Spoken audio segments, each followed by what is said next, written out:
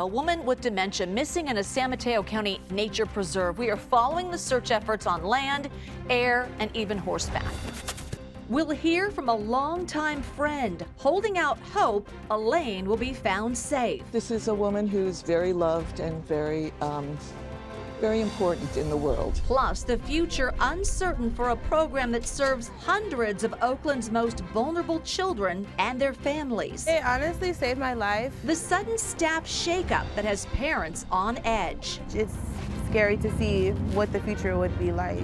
And we'll introduce you to an activist pushing back on plans to build a seawall in Pacifica. We need bold, dynamic action. His alternate proposal that could bring back life under the water.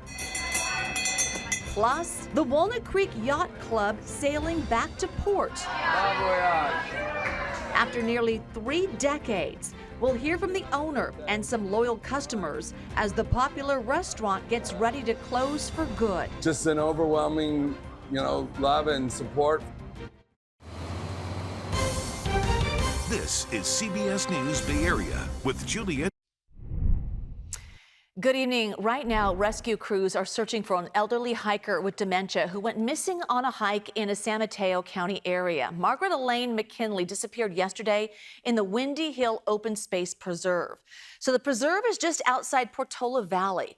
McKinley got separated from her family on the Lost Trail. It runs roughly parallel to Skyline Boulevard. Our Lauren Toms has been speaking with friends and search volunteers. She joins us live from near the search area with more on this. Lauren. Julia, 26 hours. That's how long this search and rescue operation has been underway. And I am told right now a plane that was deployed from Sacramento is currently circling overhead. On board, I'm told, is infrared technology, all with the hopes of locating Elaine safely. Now, earlier I spoke with a handful of her close friends and family members who describe her as generous and resourceful. And they tell me they're holding on to hope that Elaine will emerge safely at any minute. I'm very worried because if she could get to us, she would. Iris Biblowitz has one message for her longtime friend, Elaine McKinley. Tell us where you are, honey, because we need you in our lives.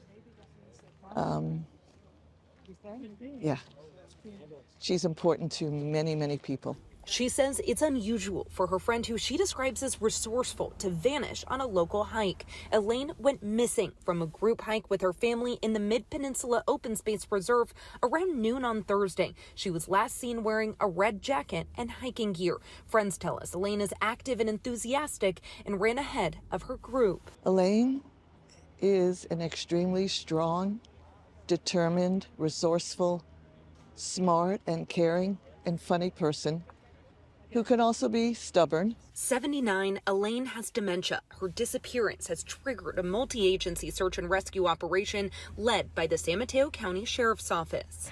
And we will continue to be focused on finding Elaine and returning her to her family. The department and its partners have launched drones, deployed highly skilled search and rescue canines, and flown planes with infrared technology. More than 100 search and rescue personnel are involved in the effort. The vast 65,000-acre open space preserve poses its challenges. Volunteer searchers like Rudy Bokamp say any clues can lead them closer to Elaine. So a clue could be anything, could be footsteps. And that gives us a direction of travel. And we say, well, we need to go in that direction because the person clearly is not there. Could be a shoe, something that was lost, a hat. Longtime friends of Elaine's have gathered to offer support to one another, hopeful Elaine will be found safely. Just that this is a woman who's very loved and very important in the world.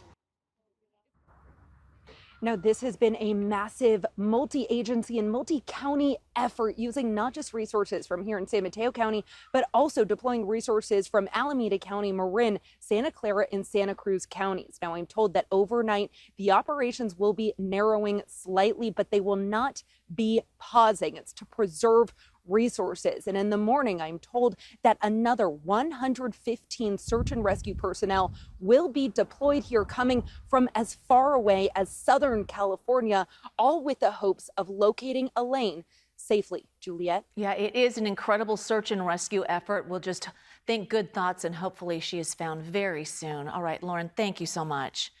Further up the peninsula, environmentalists are saying that they're trying to get Pacifica to abandon plans to build an $80 million seawall. So the idea is to prevent the beach from eroding. Our Kara St. Cyr met one activist who says there's a much greener way to get the same result for the same price.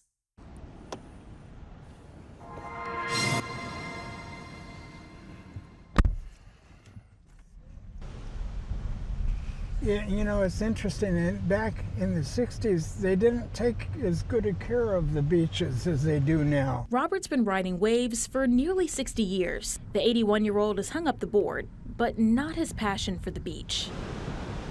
And he says Sharp Park Beach in Pacifica isn't what it used to be. A lot of it has gone away. All the beaches in California are starving for sand. He estimates the shoreline is losing 1 to 2 feet of sand each year. See, there's no beach up there. Pacifica City Council recently approved plans to move forward with an $80 million seawall project. When they build the walls like that, it makes the beach go away. Coughlin argues there's a better way forward. We want to expand the beach. And if we put a reef out here, that'll stop the sand from moving away so quickly. Coughlin and 4 other environmental activists drafted a proposal asking the city to build an artificial reef near the northern side of the Pacifica Municipal Pier. Right out here. The reef would break up waves before they hit the seawall, keep sand in place, and even help kelp grow. Coughlin says the tourist economy would benefit too. We want to expand the beach. And if we put a reef out here, that'll stop the sand from moving away so quickly. The plan comes in at the same cost of the newly approved seawall project. One reef would cost at least $80 million, a figure that nearly doubles the city budget. The city of Pacifica cannot fund it alone. Sue Beckmeyer is the mayor of Pacifica. She says the city already relies on federal, state, city, and grants to manage the seawall project. It really has to be everybody coming together. Federal grants that are available to us often look for a match, sometimes up to 35 or 50%. So we have to find the right combination where everybody has a part to play. But Coughlin says time is of the essence. You can see the pier going out. The beach won't wait forever. We need bold, dynamic action. That's what we're proposing, is bold, dynamic action. An action aiming at restoring the beach while saving homes in the process. Also this evening, an Oakland program that serves hundreds of families with young children is facing an uncertain future. We are talking about Head Start. It provides education, health care, and parental guidance for families with children up to the age of 5. President Trump has said for weeks he wants to eliminate the program completely. But in his budget proposal released this morning, Head Start wasn't among the cuts. But instead, it's Oakland's budget issues that could put Head Start in jeopardy. The city abruptly fired the program's director and the second in command without explanation. And parents tell our Lynn they're worried the program could fall apart. For 54 years, the Oakland Head Start program has served countless low-income and homeless families. Supporters say drastic changes made in the past week could put the entire program at risk. For this mother of 2 young daughters, Head Start has been a lifesaver. I was really going to have to quit.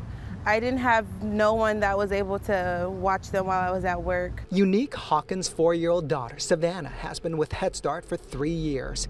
She credits the teachers for helping Savannah develop her speech and social skills. She walks in and she talks to her teachers, she talks to her friends, she's more open, she's completely changed to a different baby. Her oldest daughter also went through the Head Start program.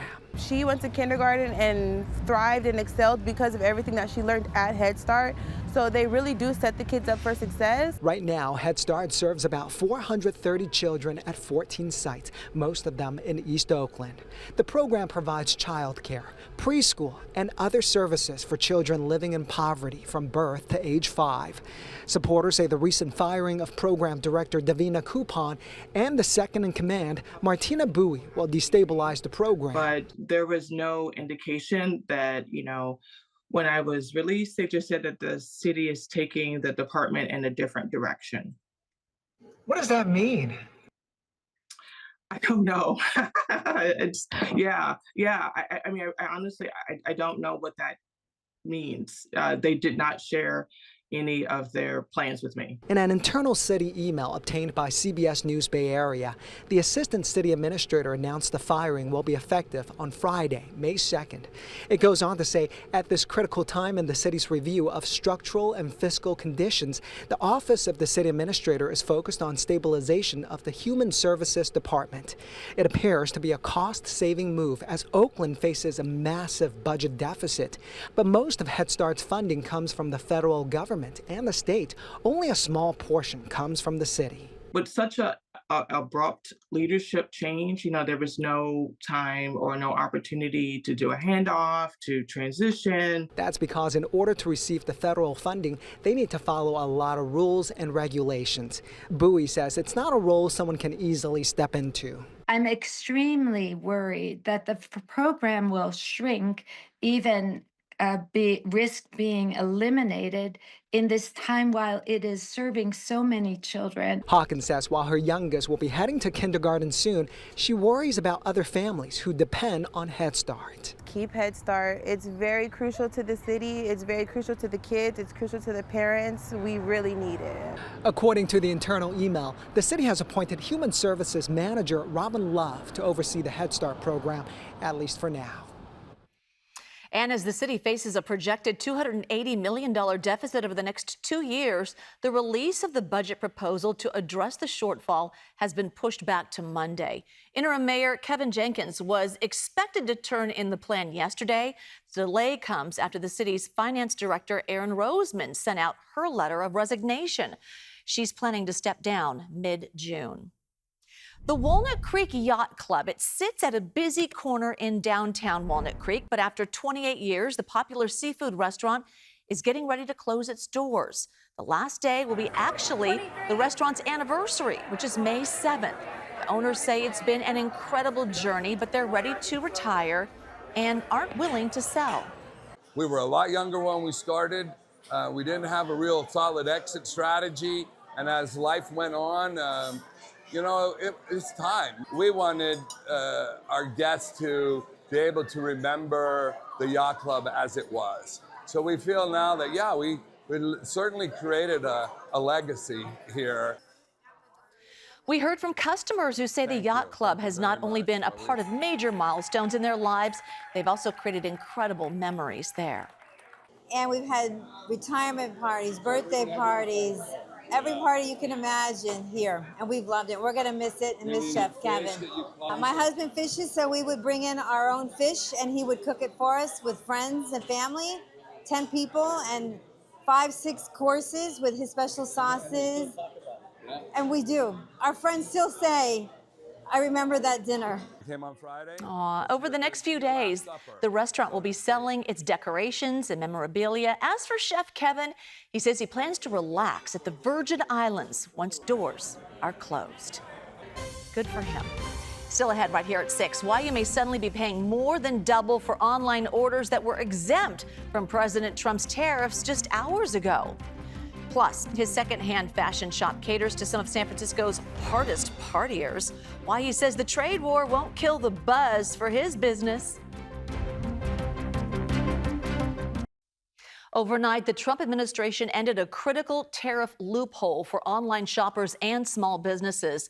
The loophole exempted Chinese imports worth $800 or less from tariffs if they were shipped directly to customers. Those kinds of orders accounted for 80% of all e-commerce shipments in 2022. Now they're subject to tariffs up to 145%. Chinese e-commerce giants like Shein and Temu say they raised prices a week ago in anticipation of the shift. China is our biggest trade partner when it comes to importing apparel. So the tariffs are bad news for fast fashion companies. But that's not really the case for secondhand clothing shops.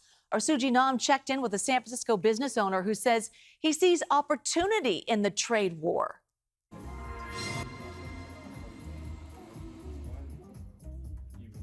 Festival season is Jack Miller's favorite time of the year. Of course, music is part of the fun, But for Miller, it's all about the fashion. Shiny holographic material. We see a lot of like sparkles, sequins doing really well. We have our harness for our gays out there. You're taking a look at some of Miller's collection that he is selling on his online platform, Revival, a secondhand festival clothing marketplace. I was really bothered by this waste inequality that we were seeing around our globe. Miller has a master's degree in environmental science and wanted to find an innovative way for music festival aficionados to come together and buy and sell secondhand clothing. About the item details, including the category.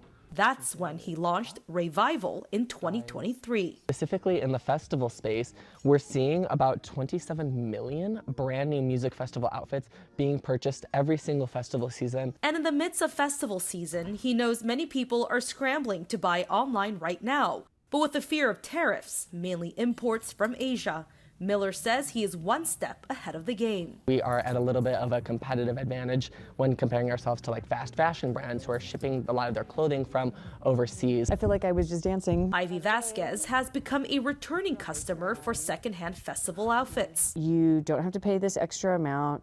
We can limit the amount of waste that is happening.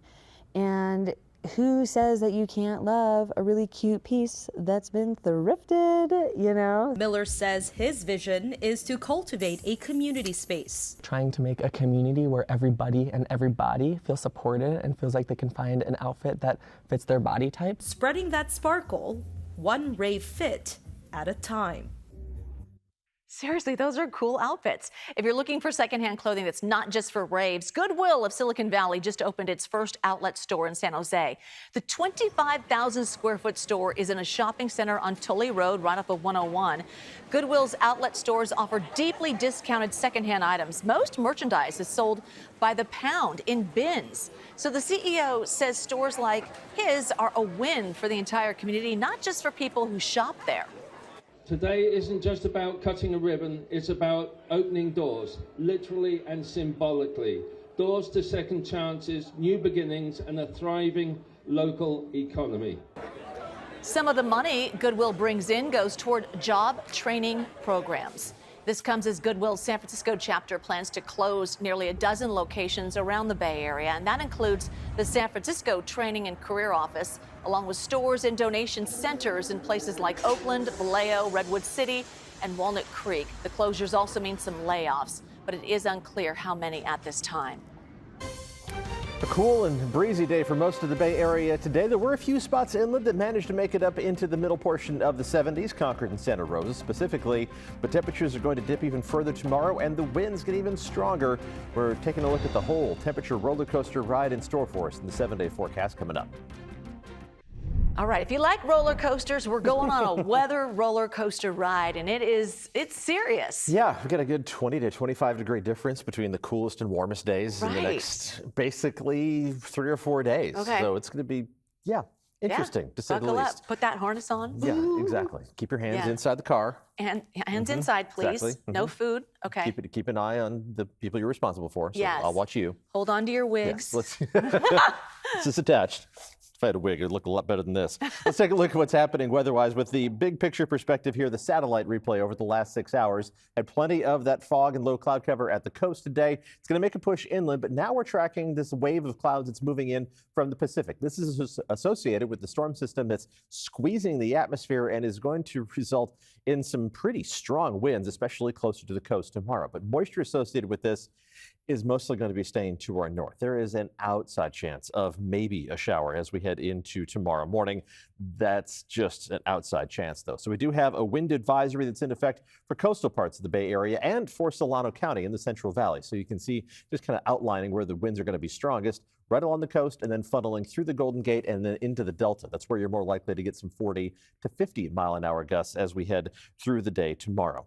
In terms of the timing of those strongest winds, most likely going to be during the afternoon. It's a noticeable breeze out there this evening, but we're going to kick it up a notch as we head through the afternoon and early evening on Saturday. The gusts at the coast, 40 to 50 miles an hour. For the rest of the Bay Area, most of the gusts kind of peaking in the 25 to 35 mile an hour range. That's why that wind advisory is only in effect near the coast and then into the Delta. The winds will still be noticeable on Sunday, but not quite as strong, and they're going to start to change direction. We start to see an offshore breeze kicking in by late Sunday afternoon and Sunday evening, especially in the North Bay and eventually east of the Oakland Hills. That's going to help to lead to some warmer temperatures early next week. There is that blink and you'll miss it chance of a shower on Futurecast. We're not going to see much more than some passing clouds for the first part of the day tomorrow, and then abundant sunshine, that offshore breeze driving even the marine layer clouds farther off the coast for a couple of days. Right now, looking outside and seeing the fog at the coast, but clouds farther up in the atmosphere as well. Temperatures still 72 degrees in Santa Rosa, mid-50s though in San Francisco and upper 50s in Oakland. Most temperatures away from the bay running in the 60s at the moment.